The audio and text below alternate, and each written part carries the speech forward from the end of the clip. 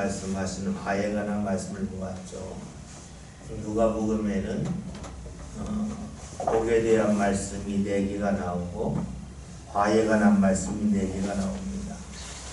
마태복음에서는 8장 5장에서 8복이 나왔는데 그 8복은 예수님이 무리들에게 하신 말씀이고, 누가복음에서는 4복이 나오는데 그 4복은 제자들에게 하신 말씀이라고 했습니다.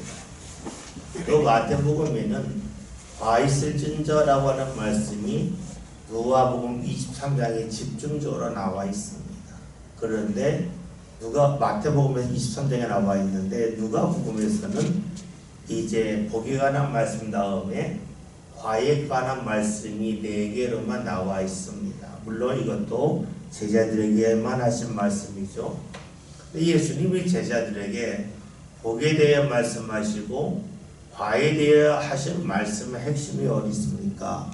예수님을 믿고 따르면 힘든데 힘들기 때문에 멀리하는 사람은 화가 있을 거고, 힘든 것을 알면서도 주를 따르는 사람에게는 복이 있다는 말씀이에요. 그래서 너희 가난한 자들아, 천국이 너희 것이다. 다시 말하면 제자들이 예수님을 따르기 위하여 가난한 것을 알면에도 불구하고 자발적으로 그 가난을 택하고 계속해서 그 자리에 있었기 때문에 복이 있다는 말씀이었죠. 다시 말하면 제자들이 예수님을 따르면 어려운 건 알지만 계속해서 따랐기 때문에 복이 있다고 말씀하시고, 또 제자들이 예수님을 따르지만 어렵다고 해서 예수님을 따르지 아니한다면 화가 있다라는 말씀으로 볼 수가 있습니다. 다시 말하면 은혜의 경험이 있어서 예수님을 따릅니다. 예수님을 따름에 있어서 은혜의 경험이 있음에도 불구하고 어렵기 때문에 그 경험을 뒤로 하는 사람이 있고, 또 때로는 은혜의 경험이 있는데 지금 어려울 때에 그 은혜 경험을 떠올리면서 예수님을 붙잡고 따르는 사람이 있다는 거예요. 그래서 은혜의 경험이 있지만 잊어버리고 멀리하는 사람은 화가 있다. 그리고 은혜의 경험이 있기 때문에 어려워도 주를 계속해서 따르는 사람은 복이 있다라는 말씀으로 요약할 수가 있습니다. 얼마 전에 제가 수학을 가르치는, 일을 다 제일 잘 가르치는 강사 중에 정승재 씨라고 있는데, 이분이 텔레비전 강연한 것을 짧게 보았어요. 이분이 이런 이야기를 하더라고요. 서울대에 들어온 학생들을 대상으로 누가 공부를 잘하고 못하나를 조사를 해봤대요. 근데 아무리 조사해도 답이 안 나오더래요. 근데 어느 날 답을 찾았다는 거예요. 이게 뭐였냐면 수학 문제를 혼자서 40분 이상 풀어본 경험이 있는 친구들이 공부를 잘해요. 잘 이해가 안 되죠? 무엇을 말하냐면 수학 문제를 푸는데 풀다가 안 풀리면 답안지 보고 싶잖아요. 그리고 답안지를 보고 이해하고 싶은데 답안지 보고 싶은 걸 참고 끝까지 한 문제를 40분 이상 푼 친구들이 나중에 잘 되더라는 거예요. 그래서 그분이 이런 얘기를 하더라고요. 수학은 기초를 가지고 적용하는 훈련을 하는 겁니다. 수학은 단지 문제를 푸는 것이 아니라 자기 삶 가운데 쌓여있는 여러가지 기초적인 지식들을 모아서 그걸 가지고 문제를 푸는 그 연습을 하는 것이 수학이라는 거예요. 그러니까 수학이라고 하는 것은 그냥 숫자 노름이 아니라 내 삶 가운데 어떤 문제가 다가올 때에 지금까지 자신의 삶 간에 쌓여있는 경험과 지식들을 다 모아서 어떻게 하면 이 문제를 풀 수 있을까에 대하여 공부하는 것이 수학인데 그것이 단지 수적으로만 나와 있을 뿐이라 라고 말했습니다. 그 말을 들으니까 수학 공부하는 이유가 무엇인지가 분명해지더라고요. 근데 그 강의를 들으면서 이런 생각이 들었어요. 신앙의 사람이 누구일까? 지금까지 받은 은혜를 하나하나 다 떠올리면서 지금 내 앞에 있는 문제를 내가 믿음으로 풀어나가는 사람은 이게 돼요. 내가 지금까지 받은 은혜가 없으면 모르는데 받은 은혜가 있잖아요. 그것을 다 떠올리면서 하나님이 이때 이렇게 은혜 주셨고, 이때 이렇게 함께 하셨고, 이때 내가 생각지 않은 사람 만나게 하셨고, 그 하나님이 지금도 나를 인도하실 거라고 믿고 내 앞에 있는 문제를 맞서는 사람이 신앙의 사람이라고 볼 수 있어요. 그 사람이 신앙의 견고한 사람이에요. 근데 어떤 사람들은 문제를 만나면 도대체 답이 뭐예요? 이 어려움을 통해서 하나님 뭐 하려고 하세요? 빨리 답 알려주세요. 답 알려주시는 사람이 있다는 거예요. 근데 그런 사람은 정승재 씨의 말대로 하면 서울대까지 좋은 대학까지 갈 수가 있는데 거기서 끝이다. 혼자 문제를 풀어본 사람, 자기가 갖고 있는 기초 지식을 갖고 끙끙대며 40분 이상 한 문제 푼다는 게 쉬운 게 아니잖아요. 그러나 그런 사람이 나중에도 삶에 다가오는 문제를 풀어가더라는 거예요. 신앙도 그렇죠. 어려움 있을 때 빨리 풀리면 좋겠지만 안 풀릴 때에 내게 주신 은혜를 떠올리면서 그 은혜 가운데 믿음으로 나가는 사람이 진짜 신앙의 사람이라고 볼 수가 있겠죠. 오늘 말씀 보면 27절인데요. 예수님께서 복과 화에 대해 말씀하신 후에 제자들에게 말씀을 하십니다. 다시 말하면 받은 은혜를 기억하며 떠올리며 사느라고 지금 삶에 어려움이 있어도 흔들리지 않고자 하는 사람을 향해 주시는 말씀이 무엇인가? 27절의 말씀을 봤더니 너희 원수를 사랑하며 너희를 미워하는 자를 선대하라 라고 말씀하고 있습니다. 원수를 사랑하라는 겁니다. 봅시다. 여러분, 누가 원수입니까? 나를 힘들게 한 사람이에요. 사람의 특징이 뭐냐면 받은 만큼 갚아주고 싶어요. 그래서 대부분은 받은 것 이상으로 갚아주고 싶어요. 여러분 그렇잖아요. 누가 갑자기 나를 뒤에서 밀었어요. 그러면 내가 크게 넘어져요. 근데 내가 뛰어내리면 들 다쳐요. 누가 원수냐면 갑자기 뒤에서 밀은 사람이에요. 그런데 그 사람을 내가 밀겠다면 그 사람을 준비하니까 어떻게 더 세게 밀치고 싶어요. 이게 사람의 심리예요. 받은 것을 돌려주고 싶고, 내가 당할 때에는 내 감정도 상했고 기대로 무너졌기 때문에 더 크게 배급해주고 싶어요. 그래서 우리가 잘 아는 말씀 중에 이 가인의 후손 중에서 하는 말이 있잖아요. 야, 누가 나를 상하게 했냐? 내가 7배 갚아줄 거다. 나에게 상처를 줬냐? 내가 77배 갚겠다 라고 고백하는 그 남에게 고백이 있어요. 그런데 성경에서 이런 사람의 심리를 알고 있기 때문에 하나님이 주신 말씀 뭐였냐면 눈에는 눈, 이에는 이라 그러셨어요. 다시 말하면 당한 만큼만 되돌려줘야지 그 이상 되돌려주려고 하지 말라는 뜻이에요. 눈에는 눈이라고 하는 말씀은 네가 마음속에서는 하나 당했으면 하나 이상으로 되돌려주고 싶은데 그러면 안 된다. 하나만 되돌려줘라 하는 것이었어요. 그래서 생각해 봅시다. 누가 나한테 눈을 상하게 했어요. 상대의 눈을 상하게 해야 돼요. 내 일을 상하게 했어요. 상대의 일을 상하게 해야 돼요. 이것이 육체에 관한 것만이 아니라 내 삶에 많은 일로 본다면 어떨까요? 우리 살아가면서 수많은 상처를 받아요. 다 되돌려줘야 돼요. 그러다 보면 우리 인생은 원수 갚다가 끝나요. 되돌려주다 끝나요. 다시 말하면 다른 사람이 내게 행한 것을 다시 되돌려 주느라고 내 인생이 끝나요. 그러면 뭐가 없어요? 하나님을 붙잡을 시간이 없다. 왜 예수님께서 원수를 사랑하라고 하셨을까? 저는 이 말씀을 이런 생각이었어요. 사람 따라가다가 하나님 놓친다는 거예요. 여러분, 사람 따라간다고 하는 것이 나한테 먹을 거 주는 사람, 돈 주는 사람, 직장 주는 사람, 이런 사람을 따라가는 것도 사람을 따라가는 거지만, 내가 누군가에게 당한 것을 갚아주겠다, 이것도 사람 따라가는 거잖아요.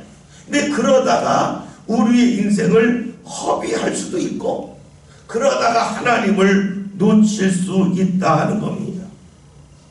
오늘 말씀은 예수님께서 원수를 사랑하라고 하신 이유가 어디 있을까? 그 위는 우리로 하여금 사람을 따라가느라고 하나님을 놓치면 안 된다. 이것을 다른 말로 보면 땅의 보화를 따라가다가 하늘의 보화를 놓쳤어야 되겠냐.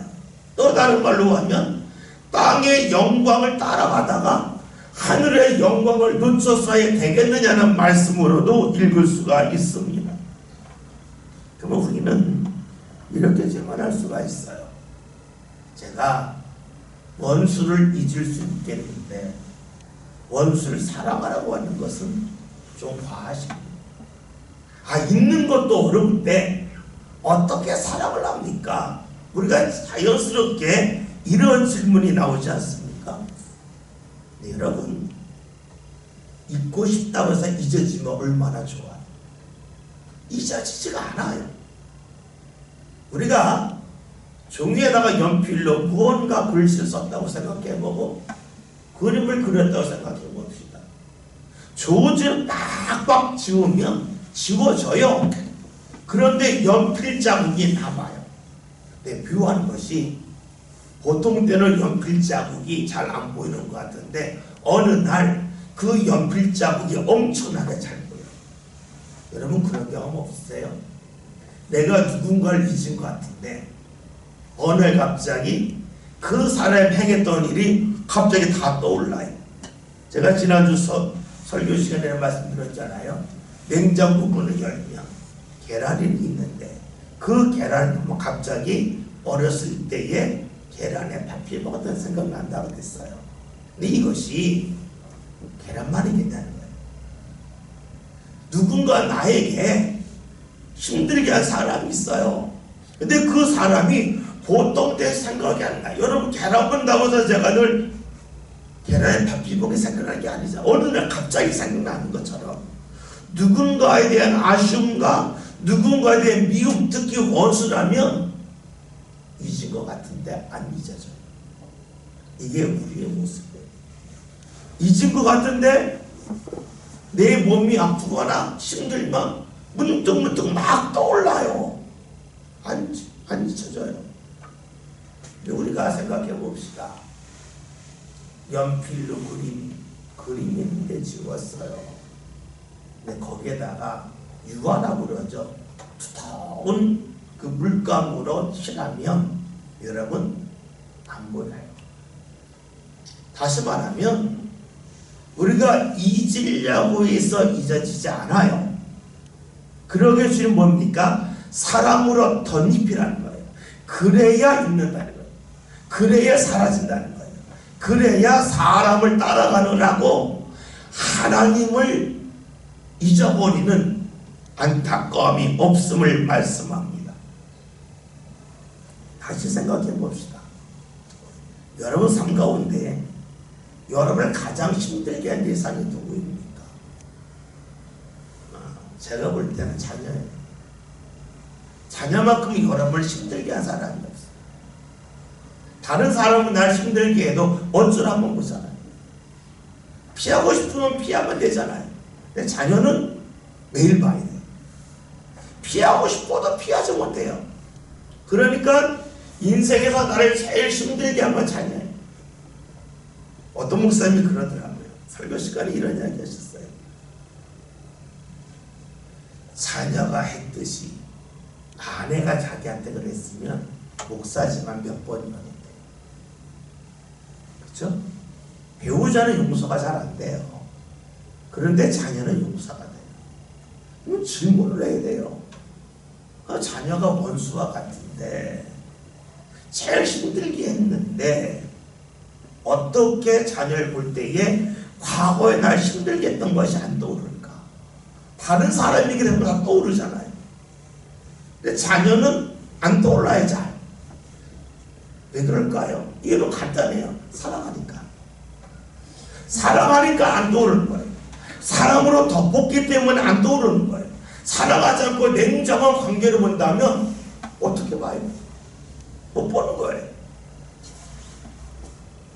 많은 분들이 이런 이야기 하세요. 아유, 자녀하고 어떻게 이겨요? 매일 지지. 그렇죠, 왜 져요? 사랑하면 지잖아요. 사랑하면 져요. 사랑하지 않으면 이길 수가 있는데 사랑하면 질 수밖에 없어요. 사랑하면 어떻게 돼요? 원수와 같은 일이 많이 있는데 그것이 자연스럽게 잊혀져요. 그러니까 예수님 하신 말씀은 원수를 사랑하라고 말씀하셨는데 사랑해야 지워지기 때문에 그래요. 사랑해야 없어지기 때문에 그래요. 그리고 그렇게 사랑해야 원수를 갚으려고 하지 않아야 사람을 따라가려고 하지 않아야 하나님을 따라갈 수가 있어요. 오늘 우리를 삶 가운데 왜 원수를 사랑하라고 말씀하셨을까? 이것은 원수 같다가 하나님을 놓치는 어리석은 사람이 되지 말라는 말씀으로 볼 수 있어요. 숙제하느라고 내가 가야 할 길로 못 가면 안 되잖아요. 숙제를 못하는 한이 있어도 내가 가야 할 길을 가야지.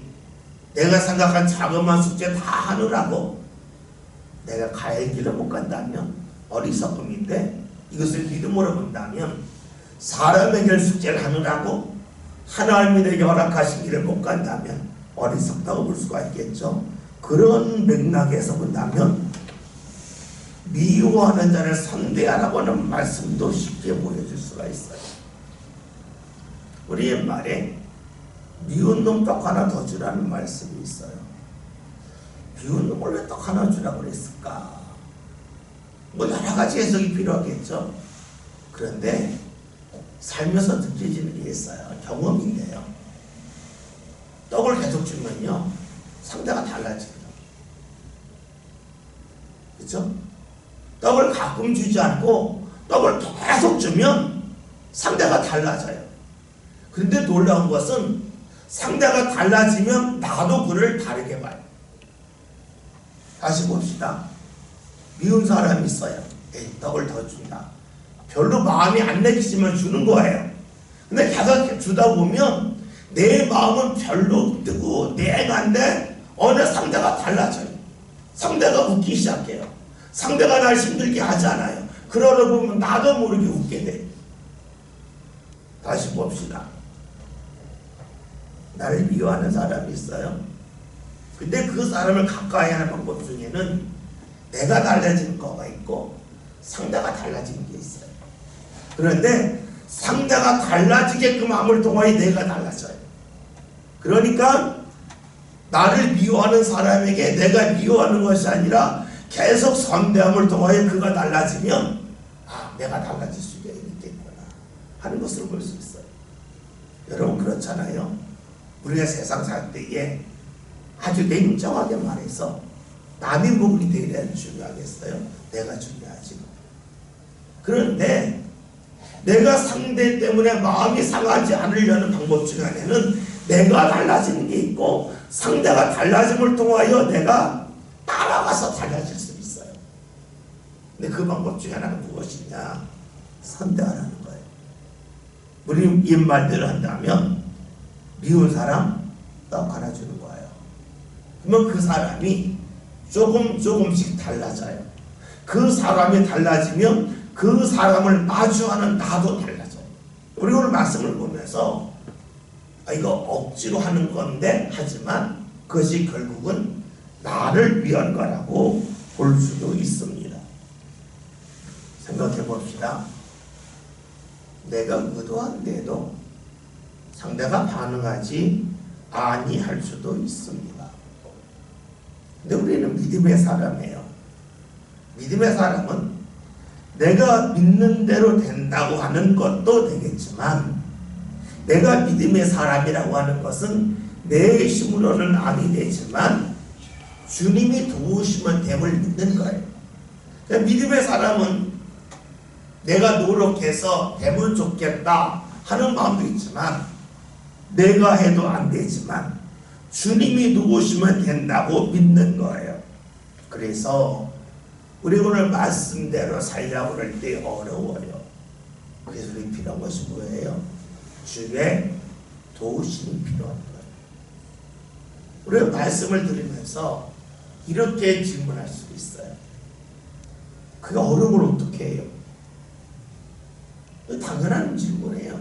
그런데 우리가 똑같이 물어야 돼요. 내가 천국 갈 수 있나? 못 가지. 내가 제사 받을 수 있나? 못 받지. 근데 어떻게 돼요? 주님이 도우셔서 되는 거예요. 그러니까 우리의 신앙은 출발이 뭐였냐면 내 능력으로 안 된다는 거예요. 그러면 우리가 그것을 끝까지 이어가는 것이 중요한데 말씀 내가 지킬 수 있다 없다?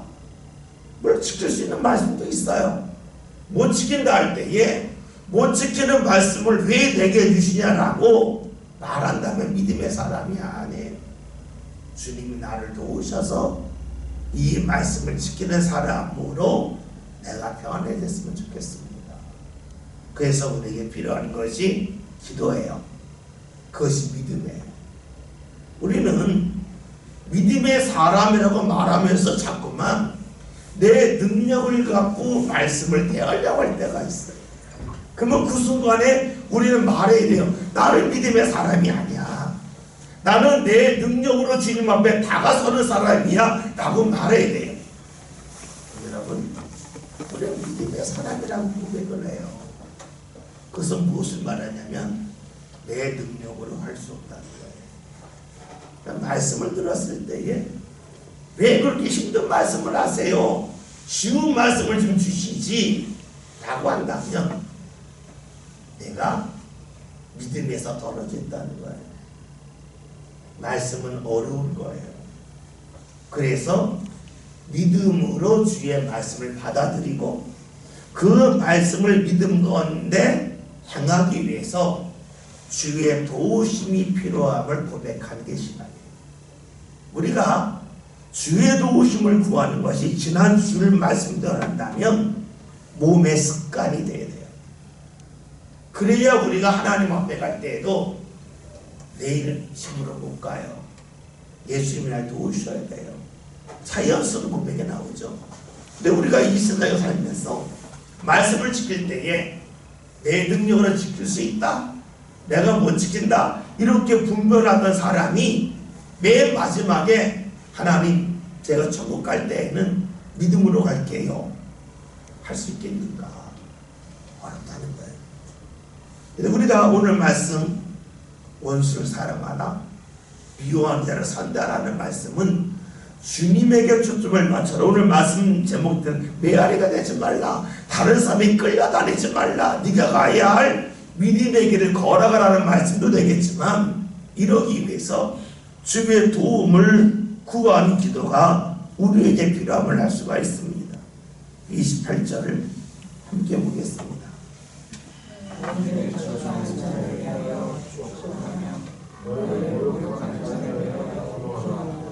아니, 이번에는 말로 봅시다. 입으로 나를 저주하는 사람이 있고 나를 모욕하는 사람이 있습니다. 앞에서 말했죠. 그대로 반응하면 그 사람을 따라가는 사람이 돼요. 그 사람을 따라간다고 하는 것은 그 사람을 따라가는 가운데 하나님이 초점에서 사라지는 거예요. 하나님을 잊어버리는 사람이 됩니다.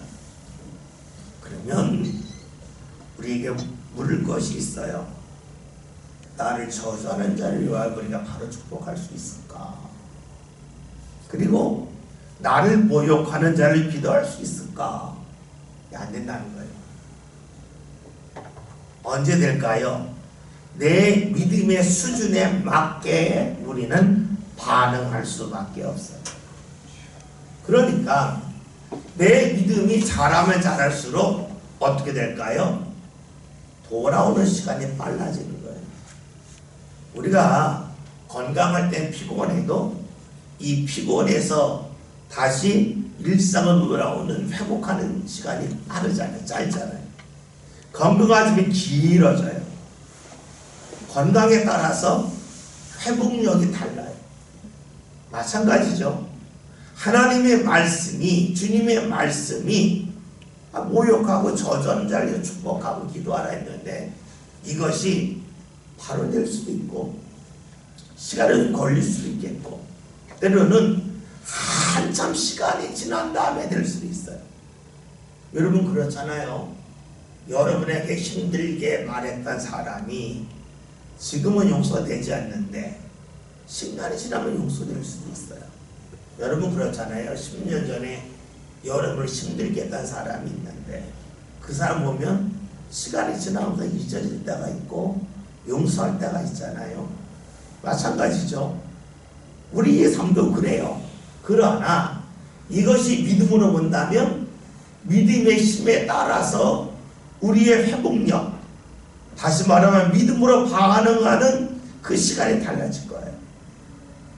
그러기에 우리에게 필요한 것이 있어요. 힘든 자리는 굳이 갈 필요가 없다는 거예요.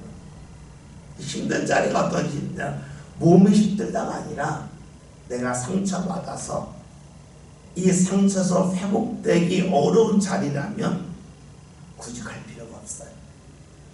그 자리에 피해가는 게 좋아요. 예전에 어떤 분이 이런 이야기를 하시더라고요. 만날 때마다 자기 힘들게 하는 사람이 있대요. 만날 때마다 가시에 찔리는 기분이래요. 그러면서 어떻게 하면 좋겠냐라고 상담을 한 거예요. 그분이 아주 쉽게 말했어요. 아프면 가지 마세요. 아플 줄 아는데 뭐하러 가요? 아프면 안 가면 돼요. 그 사람을 만나는 것을 피하세요. 당신이 안 아플 것 같을 때 가세요. 라고 하는 말이에요. 이것을 신앙으로 본다면 유혹이 있는 자리라면 다시 말하면 하나님에 대한 초점이 흐려지고 사람에게 마음을 빼앗길 자리라면 피해가라는 거예요. 볼까요? 창세기 39장 7절부터 10절 구약 성경 61면입니다.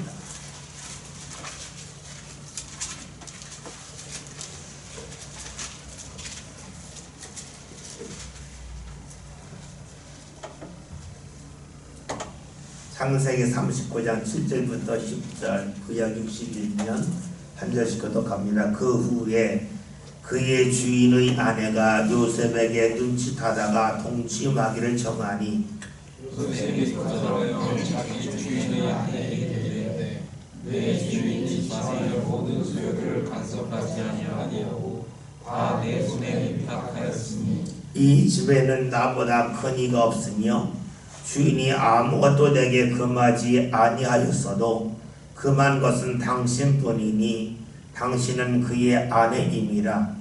그런즉 내가 어찌 이 큰 악을 행하여 하나님께 죄를 지으리이까.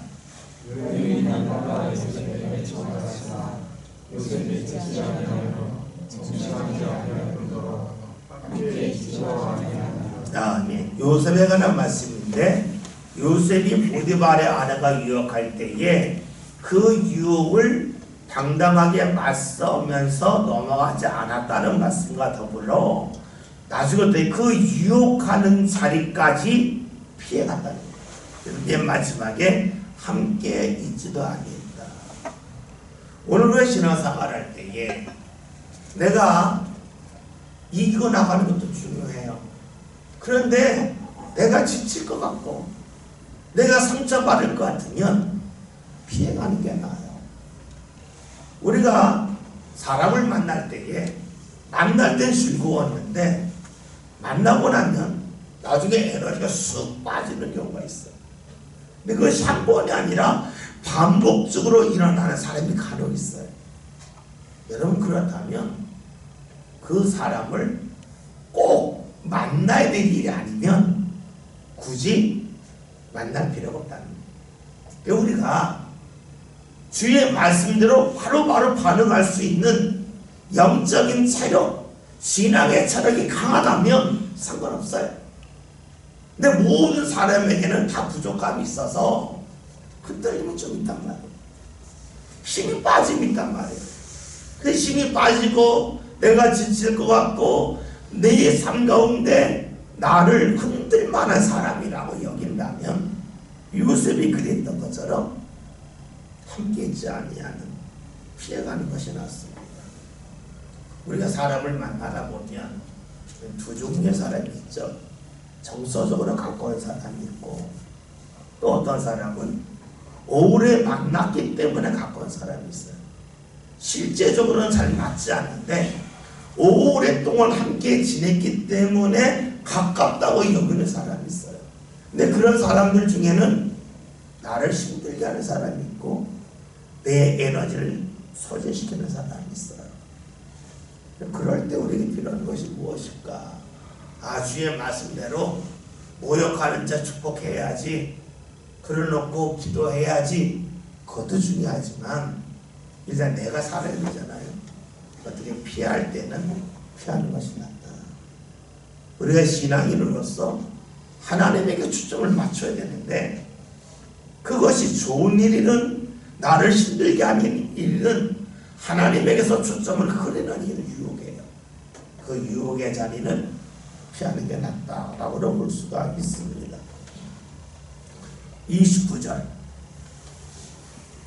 함께 보면 누가복음 6장 29절 함께 봅니다.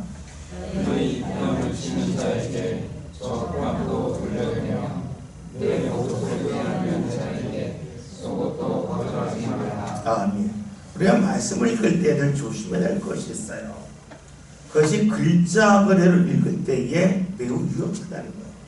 이런 거예요. 선생님이 학교에서 예전에 있던 일이죠. 얼굴 때릴 때 있었잖아요. 지금은 안 그렇죠. 딱 때렸는데 선생님 이쪽도 때려주세요. 교회에서 배웠는데 한 뺨 맞으면 이쪽도 맞으세요 하고 돌려야 된다면 여러분 그것이 말씀대로 사는 것이겠어요? 상대를 조롱하고 모욕하는 것이 되겠어요? 상대를 조롱하고 모욕하는 거가 되겠죠. 이 말씀을 읽으면서 믿음의 삶은 말씀대로 살아야 돼. 한 대 때리면 40편도 돌려내야지. 뺨만일까?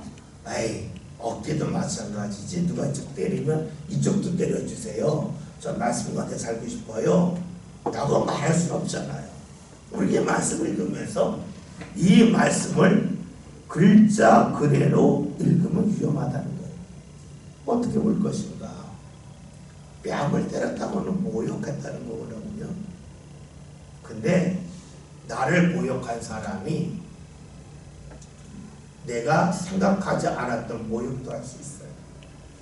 그것을 우리가 잊지 말라는 거예요. 이 정도 했으면 더 이상 안 하겠지. 그럴 때가 있어요.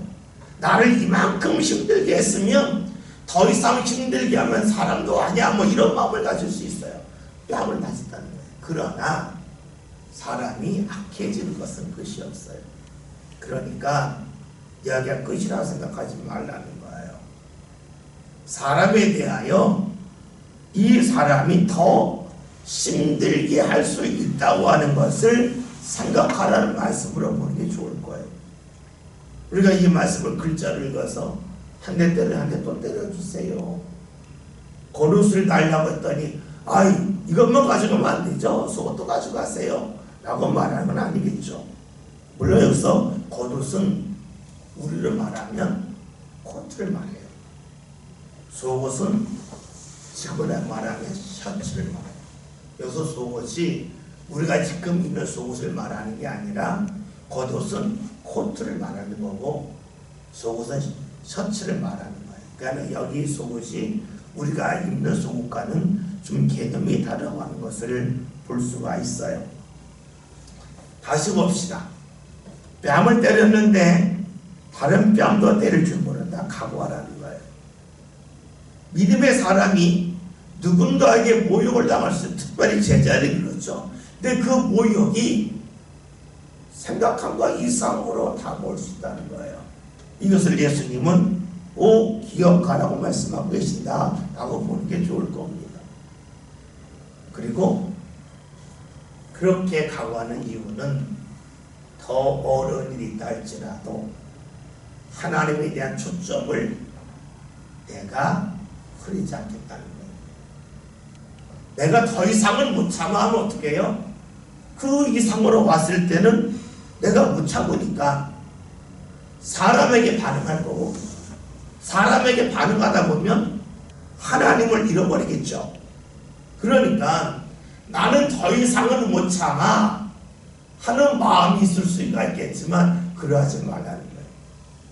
한 뺨을 맞고 나서 야 내가 이렇게 모욕당했는데 더 한 번 해봐라. 그때는 못 참아. 우리 그런 마음을 갖는데 더 큰 오름이 오면 그때는 사람을 따라가려고 하나님 여기지 않겠냐. 오늘 말씀을 뺨에 관한 말씀, 옷에 관한 말씀으로 볼 수는 있겠지만 어떠한 어려움이 있어도 하나님을 기억하고 하나님을 찾는 그 모습을 내가 놓치지 말한다고 하는 말씀으로 보는 게 좋을 거예요. 우리가 어느 선이 넘으면 임계점이라고 그러죠. 내가 흥분해서 나를 잃어버릴 때가 있어요. 누구에게나 있어요. 그러나 오늘 말씀을 기억하면서 그래 임계점을 넘었다 할지라도 내가 비껴나갈 수 있지만 다시 주를 찾아야지. 가장 소중한 게 주님인데 이 땅보다 사람보다 하나님이 인도하시는 게 중요한데 이것을 놓치지 않는 것이 필요하겠죠.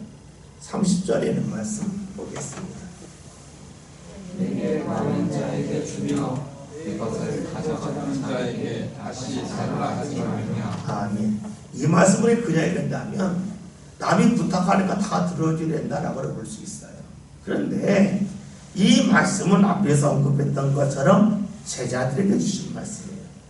제자들을 가진 것이 거의 없었어요. 그러니까 줄 것도 없어요. 그러면 사람들이 무엇을 달라고 했을까? 물론 제자들이 무언가 먹고 있을 때에 더 가난한 사람이 먹을 것을 달라고 할 수도 있어요. 근데 우리가 이 말씀을 제자들의 삶과 연관지어 본다면 사람들이 제자들에게 뭘 구했겠어요? 하나님의 말씀 듣길 원했을 거고 축복기도 받길 원했을 거예요. 그런데 그 사람이 내 마음에 안 드는 사람일 수도 있어요. 여러분 그렇잖아요. 여러분 살아가면서 누군가 여러분에서 저 기도 좀 해주세요. 믿음의 사람한테 기도 부탁하는 거는 나쁜 게 아니잖아요.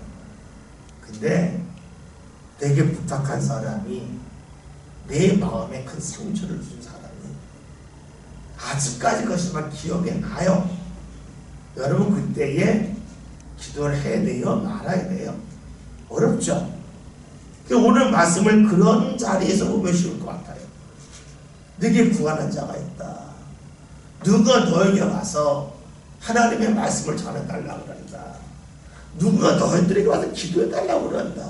그래서 생각해봤더니 그 사람이 너를 너무 힘들게 한 사람이었다. 그러면 너는 어떡하겠냐? 그러면 기도해 주겠냐? 말씀 전하겠냐? 안 하겠냐? 주님 말씀하세요. 그래도 기도해 줘야 되지 않겠냐? 그래도 말씀 전하지 않겠냐? 하는 것을 주께서 주시는 말씀으로 볼 수도 있어요. 여러분 우리가 주님이 앞섰다고 하는 것이 하나님의 복이 사람의 복보다 커요. 하나님의 인도하심이 사람의 인도보다 커요 라고도 크게 말할 수 있겠지만 우리 삶에 적용해 보면 상당히 어렵습니다. 내 감정이 상하고 그리고 내 삶이 무너지는 것 같을 수도 있어요. 주께서 주신 말씀은 네게 구한다면 해내지 않겠냐? 거절하지 말라는 거예요. 왜 그럴까요? 사람에게 매이는 순간에 하나님을 놓치기 때문이라고 볼 수 있어요. 이렇게 본다면 우리가 하나님을 끝까지 붙잡는다는 것이 얼마나 어렵다고 하는 것을 알 수 있어요. 대강 붙잡는 건 어렵지가 않은데 실생활 속에서 나를 힘들게 한 사람을 거절하고 싶은 마음이 있는데 어쩌면 좋을까 하는 것으로 볼 수도 있겠죠. 그 다음에 가져가는 자에게 다시 달라 하지 말라. 무언가 주고 나서 그 다음에 자신의 것을 주장하지 말라는 거예요. 뭐 지금은 그런 일이 거의 없는데 예전에 목사님들이 이런 일을 참 많이 하셨어요. 목회 중에 제일 힘든 게 뭐냐, 이 목사님들이 우스갯소리하는 거예요. 설교 시간에 하는 얘기인데 넥타이 매는 거다. 왜 넥타이 매는 게 힘드냐? 교인들이 넥타이를 선물할 때가 있어. 한때 교인들이 목사님한테 넥타이 선물을 한참 해주던 그런 시대가 있었어요. 넥타이를 이렇게 선물 받고 나면 그걸 안 매면 그렇게 싫어한대요.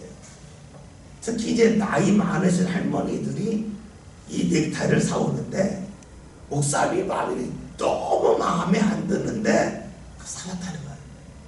안 맬 수 없잖아요. 이게 맨 거예요. 한 번 매고 나서 이 목사님도 사람인지라 그 다음에 안 매거나 또 다른 분이 선물 걸 맨 때가 있잖아요. 그러면 그렇게 서운해 한다는 거예요. 쳐다도 보지 않고 목사님이 날 무시했다. 내가 사준 넥타이 왜 안 매냐. 막 그래서 목사님들이 우스갯소리로 목회하면 제일 힘든 것 중에 하나가 넥타이 매는 거예요. 심정으로 이해가 돼요. 근데 오늘 말씀은 간단해요. 주면 끝이에요. 줬기 때문에 해야 된다. 내게 그거는 선물하게 그건 내 거예요. 남한테 줬으면 끝이에요. 그쵸? 내가 줬으면 그 사람이 어떻게 하든 상관할 필요가 없는데 준 거 왜 안 하냐 하는 순간에 준 게 아니에요. 빌려준 거고 그 사람을 만회를 만드는 거예요. 여러분, 오늘 우리의 삶도 그럴 수 있어요. 내가 한 것을 주장할 수 있어요. 내가 준 것을 기억하면서 이럴 줄 알았으면 내가 왜 했을까? 되돌려 달라는 거예요. 내가 이럴 줄 알았으면 뭐하러 지냈지? 내가 이럴 줄 알았으면 뭐하러 주님 앞에 시간을 들었지? 되돌려 달라고 하는 마음을 가질 수 있어요. 주께서는 간단하게 말씀해요. 주는 끝이다. 네가 누군가를 기도했는데 그 사람이 기도한 대로 안 살았다. 그럼 어떻게 해요? 하고 다시 되돌려가고 싶어요. 그런데 아니다. 한 것은 끝이에요. 말씀을 전했어요. 안 따라요. 이럴 줄은 말씀 안 전할걸. 아니에요. 주면 끝이라는 거예요. 행한 것은 끝이지 그 다음에 대한 소망은 가질 수 있지만 그 소망 때문에 하나님을 멀리한다면 안 된다 하는 것을 볼 수가 있어요. 여러분, 오늘 말씀 가져간 자에게 다시 달라 하지 말라. 줬으면 끝이다. 우리가 자녀들이 그렇고 사람들이 그렇습니다. 오늘 말씀의 핵심은 앞에서 언급한 데 있습니다. 사람 때문에 하나님을 치지 말자. 그 사람이 나를 좋게 하든 힘들게 하든 사람 따라가지 말자. 그것이 바로 오늘 말씀대로 쭉 푼다면 원수 사랑해야 되고 그 다음에 힘들게 하는 자 선대해야 되겠고 저주는 축복해야 된다 하는 말씀 볼 수 있습니다. 저와 여러분 하나님 붙잡는 사람 되게 다 이시를 기도합시다. 어떠한 일이 있어도 어떤 어려움이 있어도 하나님 앞서게 된다. 사랑에 끌려다니지 않게 함께 같이 동성으로